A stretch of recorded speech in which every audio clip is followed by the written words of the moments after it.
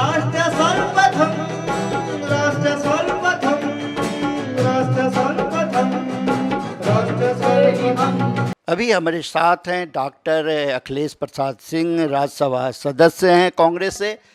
इन्होंने बिहार से लेकर भारत की राजधानी तक काफ़ी कांग्रेस पार्टी के लिए और राष्ट्र हित में काफ़ी काम किया है। आज हम डॉक्टर अखिलेश प्रसाद सिंह जी से बात करेंगे इनके राजनीतिक जीवन पर, जो इन्होंने कैसे अपनी राजनीति की शुरुआत की और आज ये राज्यसभा के सदस्य के रूप में बंगाल की भी यात्रा किया है, जहां चुनाव चल रहा है, वहां क्या स्थिति रही और आगे जो कोरोना का प्रकोप है पूरे देश में, उस संदर्भ में भी कांग्रेस पार्टी की क्या नीति है, कांग्रेस क्या करने जा रही है। सबसे पहले हम अखिलेश जी से बात करेंगे और कहेंगे, अखिलेश जी आपका कात्यायनी टीवी पर स्वागत है। आप अपने राजनीतिक के जीवन के बारे में बताइए, जो आम जनता यह जान सके जो कि आपने राजनीति की शुरुआत कैसे की और कहाँ से। छात्र दिनों से राजनीति में है, राजनीतिक सामाजिक सरोकार था। फिर उसी में होते होते एमएलए का टिकट मिल गया, एमएलए बने, फिर बिहार सरकार में मंत्री बने, फिर लोकसभा का चुनाव आया 2004 में, वहाँ से टिकट हुआ मोतिहारी से, वहाँ भी चुनाव जीते। एमपी बनने के बाद यहाँ आए, भारत सरकार में मंत्री बन गए, फिर कुछ दिन खाली रहे, 2 चुनाव हारे, फिर पार्टी ने उपयुक्त समझा तो राज्यसभा में दे दिया। डॉक्टर अखिलेश प्रसाद सिंह ने बड़े ही स्पष्ट ढंग से कहा कि ये राजनीति में छात्र जीवन से ही आ गए थे और प्रदेश में मंत्री रहने के साथ साथ केंद्र में भी मंत्री रहे और कुछ दिनों तक सत्ता में नहीं रहे, लेकिन जनता की सेवा की और जनता ने इन पर भरोसा रखा और सरकार में ये फिर मंत्री के रूप में लौटे और पार्टी ने इन पे भरोसा किया। अगले जी, अभी चुनाव चल रहा है बंगाल में, वहाँ की जो स्थिति है आप प्रत्येक दिन टेलीविज़न पे भी देखते हैं और आप तो खुद हो करके आए हैं। आपने कितने जगह वहाँ दौरा किया और क्या अनुभव किया। 2 दर्जन से ज़्यादा विधानसभा क्षेत्रों में मैं गया था। मैं कांग्रेस पार्टी का स्टार प्रचारक हूँ वहाँ बंगाल में, और मुझे जो स्थिति वहाँ समझ में आ रही है, वहाँ सीधे तौर पर टीएमसी और जो कांग्रेस और लेफ्ट का गठबंधन है उसमें लड़ाई है। भाजपा भी एंगल बनाने का कोशिश कर रही है, लेकिन भाजपा नीचे नहीं है, धरती पर नहीं है। अखबार, मीडिया, टेलीविज़न पर ज़रूर भारतीय जनता पार्टी है और मुझे लगता है कि वहाँ इस बार परिवर्तन की तरफ जनता देख रही है और परिवर्तन होना चाहिए। पश्चिम बंगाल का चुनाव देश में जो है सो एक अलग ही रूप ले लिया है, क्योंकि प्रत्येक दिन लोगों को नए नए खेला होवे तो कोई और किसी भी दिन जो है हमला की स्थिति, मतलब राजनीति में इस तरीके की विकट स्थिति उत्पन्न हो जाना मतदाताओं को दिग्भ्रमित करने का काम करता है। तो कांग्रेस का क्या स्टैंड हो रहा है इस? देखिए, कांग्रेस पार्टी स्पष्ट रूप से वहाँ पीसफुल इलेक्शन चाहती है। फ्री एंड फेयर इलेक्शन दायित्व है इलेक्शन कमीशन का, और अभी तक जो आज चौथा चरण का मतदान चल रहा है उसमें हिंसा की घटनाएं भी सामने आ रही हैं। ये नहीं होना चाहिए। जब भी हिंसा कहीं होगा तो जो अच्छे भले लोग हैं वो वोट देने से कतराने लगेंगे। तो ये दायित्व है इलेक्शन कमीशन का कि वो फ्री एंड फेयर पोल कराए ताकि सब लोग अपना मतदान कर सकें।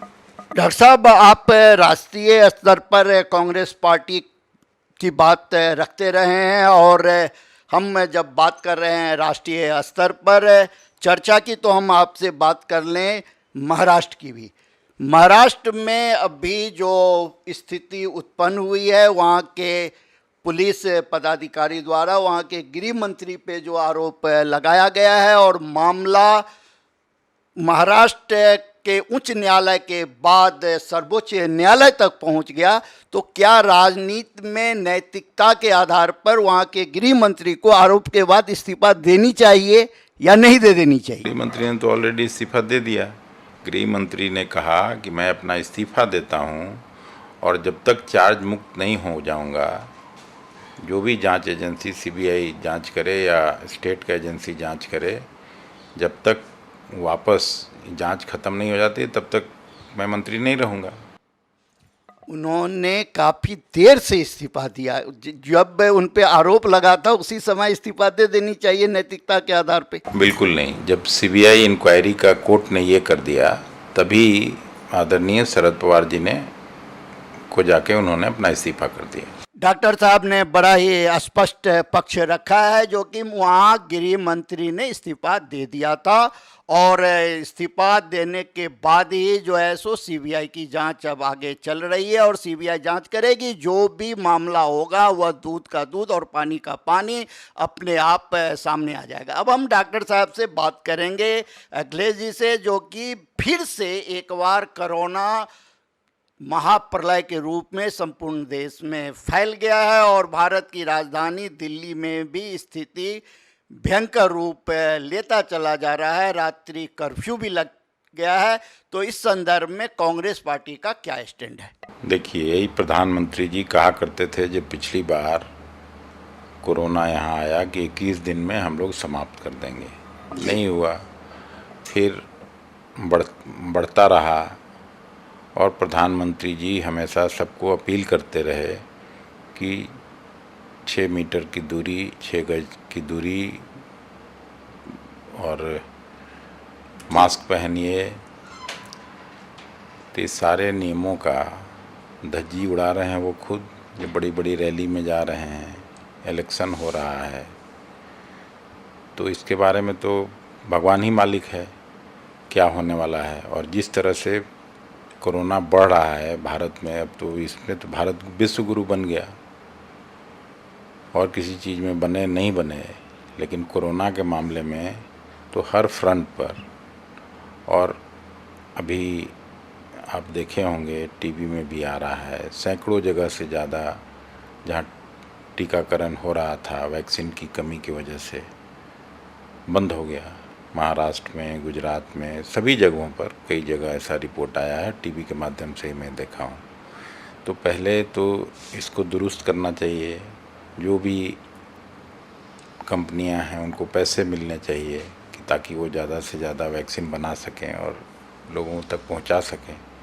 जब तक वैक्सीनेट नहीं होगा, छोटे छोटे इजराइल जैसा देश 100% अपना पॉपुलेशन को वैक्सीनेट कर लिया। अमेरिका, भारत इतना तो बड़ा नहीं है लेकिन वो भी 40% से ज़्यादा लोगों को वैक्सीनेट कर लिया। इंग्लैंड में 60% से ज़्यादा लोग वैक्सीनेट हो गए। और इंडिया में ऐसे तो कहने के लिए 5 करोड़ 6 करोड़ जो बोल लीजिए, बट 5% ही वैक्सीनेशन हुआ है। तो इस काम में और तेज़ी लाना चाहिए ताकि लोगों का जान बचाया जा सके। कोरोना के बारे में भी इनका स्पष्ट कहना है, जो भारत में वैक्सीन में तेज़ी लानी चाहिए ताकि ज़्यादा से ज़्यादा लोगों को वैक्सीन उपलब्ध हो सके। आज वैक्सीन की कमी है भारत में और इस पर ध्यान देने की ज़रूरत है। अब हम डॉक्टर अखिलेश प्रसाद जी से हम बात करेंगे। एक बड़ा ही इनके पार्टी से जुड़ा हुआ मुद्दा है और ये काफ़ी कर्मठ हैं, काफ़ी संघर्षशील हैं।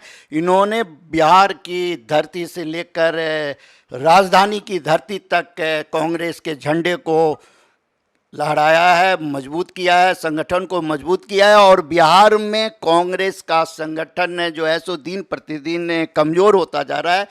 तो हम इनसे ही जानना चाहेंगे जो कि बिहार में कांग्रेस के कमज़ोर होने का क्या कारण आपकी नज़र में? नहीं, बिहार में अभी अब चुनाव हुआ है, उसमें ज़रूर कुछ सीटें कम आई। हम लोगों को संगठन को और मजबूत करने की ज़रूरत है और उस दिशा में कांग्रेस पार्टी काम कर रही है। बिहार में भी कांग्रेस मजबूत होगी, ऐसा डॉक्टर साहब का कहना है और संगठन इस दिशा में काम कर रहा है। बहुत बहुत धन्यवाद डॉक्टर अखिलेश जी।